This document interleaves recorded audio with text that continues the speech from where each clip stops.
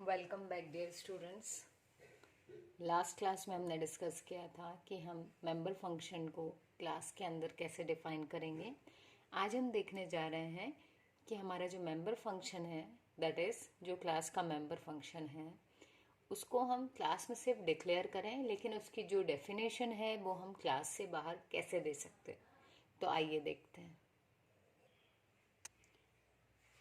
यहाँ पर हमने एक सिंपल अपनी क्लास ली है जिसका नाम लिया है ए। कैपिटल ए नाम से हमने एक क्लास बनाई है जिसमें दो डेटा मेंबर्स लिए हैं, ए और बी, जिन्हें हमने डिक्लेयर किया है प्राइवेट सेक्शन में। क्योंकि जब हम कोई एक्सेस स्पेसिफायर स्पेसिफाई नहीं करते हैं, in that case default specifier होता है प्राइवेट। तो ये है प्राइवेट एक्सेस स्पेसिफायर के अंदर। फिर हमने पब्लिक सेक्शन में दो फंक्शंस डिक्लेयर किए हैं। गाइस, यहाँ हमने फंक्शंस को सिर्फ डिक्लेयर किया है। क्यों इसको डिक्लेरेशन बोल रहे हैं? क्योंकि यहाँ सेमी कॉलन आ गया, हमने यहाँ डेफिनेशन नहीं दी है, राइट। तो ये है इसकी डिक्लेरेशन। डिक्लेरेशन क्यों रिक्वायर्ड होती है? डिक्लेरेशन इसलिए रिक्वायर्ड होती है ताकि जो हमारा कंपाइलर होता है उसको ये इन्फॉर्मेशन मिल पाए कि ये जो क्लास बनी हुई है, इस क्लास में दो डेटा मेंबर्स हैं और इसके दो मेंबर फंक्शंस हैं जो यहाँ डिक्लेयर हुए हैं। सेमी कॉलन देख के वो पहचान जाता है कि यहाँ डिक्लेयर हुआ है, दैट मीन्स आगे कहीं पर वो डिफाइन भी हुए होंगे। देखिए, यहाँ सिर्फ डिक्लेयर किए दोनों और हमने यहाँ पर क्लास को क्लोज कर दिया है। अब जब हम क्लास से बाहर आए तो यहाँ हमने क्या किया, वो जो फंक्शंस ऊपर डिक्लेयर किए थे उनकी डेफिनेशन देनी है हमें। तो जब किसी फंक्शन को क्लास के बाहर हम डिफाइन करते हैं तो उस फंक्शन के साथ में क्लास का लेबल लगाना हमारे लिए मैंडेटरी हो जाता है, ठीक है। क्योंकि ये एक नॉर्मल फंक्शन नहीं है, ये एक मेंबर फंक्शन है। तो ये किस क्लास का मेंबर फंक्शन है, ये इस क्लास के नाम के साथ में लेबल स्पेसिफाई करने से पता चल जाता है, ठीक है। तो मैं यहाँ पर कमेंट करके इसका सिंटेक्स लिख देती हूँ। जो भी आपका रिटर्न टाइप है वो लिखेंगे हम। उसके बाद में आपकी जो क्लास का नाम था वो,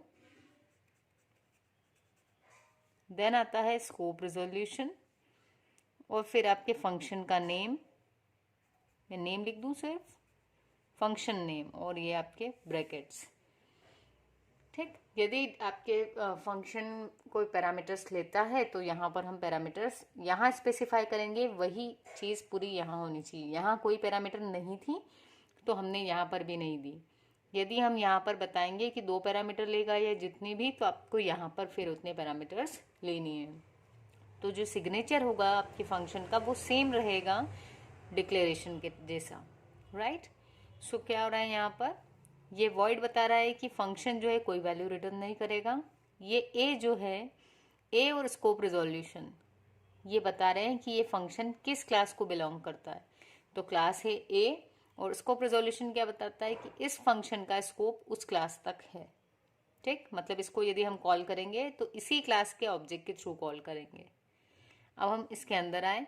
फंक्शन में बेसिकली जो नाम था गेट, वैसे ही हमने काम किया। यूज़र से कहा दो वैल्यूज़ एंटर कर लो, और वो दोनों वैल्यूज़ कौन सी थी, ए और बी में हमने एक्सेस करवा ली। ए और बी इसी क्लास के डेटा मेंबर्स थे, और क्योंकि गेट भी उसी क्लास का मेंबर है तो वो डायरेक्टली एक्सेस कर सकता है, ठीक। फिर हम आए यहाँ पर, सेम पैटर्न यहाँ फॉलो हुआ।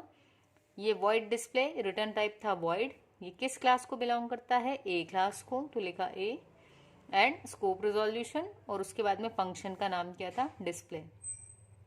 अगेन आपके फंक्शन ब्रैकेट ओपन क्लोज। यहाँ आए और इसमें हमने क्या किया, ए की वैल्यू प्रिंट करवा दी और फिर बी की वैल्यू प्रिंट करवा दी। यहाँ हमारा फंक्शन क्लोज हो गया। अब हम आ गए मेन फंक्शन के अंदर। मेन में आने के बाद हमने क्या किया, ए क्लास का एक ऑब्जेक्ट बनाया जिसका नाम था ओबी, स्क्रीन क्लियर करवा दी, एंड इस ऑब्जेक्ट के थ्रू हमने ए के जो मेंबर फंक्शंस थे गेट उसको कॉल करवाया, और इसी ऑब्जेक्ट के थ्रू हमने क्या किया, डिस्प्ले वाले फंक्शन को भी कॉल करवा दिया। और यहाँ पर हमने अपना main function get C H के बाद क्लोज करवा दिया, ठीक है। तो जो चीज़ आपको याद रखनी है वो ये कि when we are defining functions outside the class, तो आपको क्या करना पड़ेगा, आपको फंक्शन के रिटर्न टाइप के बाद फंक्शन का क्लास का नाम और एक्सेस स्पेसिफायर लगाना पड़ेगा, और फिर आप क्या करेंगे, फंक्शन का नाम दे देंगे, बाकी सिग्नेचर पूरा एज इट इज रहेगा, राइट। तो सिर्फ ये है कि रिटर्न टाइप और फंक्शन नेम के बीच में आपकी क्लास नेम और एक्सेस स्पेसिफायर आ जाएगा, ठीक है, जो बताएगा कि इसका स्कोप जो है फंक्शन का उस क्लास तक ही है और ये किस क्लास को बिलोंग कर रहा है, तो क्लास का नाम ये स्पेसिफाई करेगा। आई थिंक आपको ये वीडियो समझ में आई होगी। यदि चैनल आपने अभी भी सब्सक्राइब नहीं किया था तो please do subscribe the channel and अपने फ्रेंड्स के साथ भी शेयर करें यदि वीडियो अच्छी लगी हो तो। Thank you.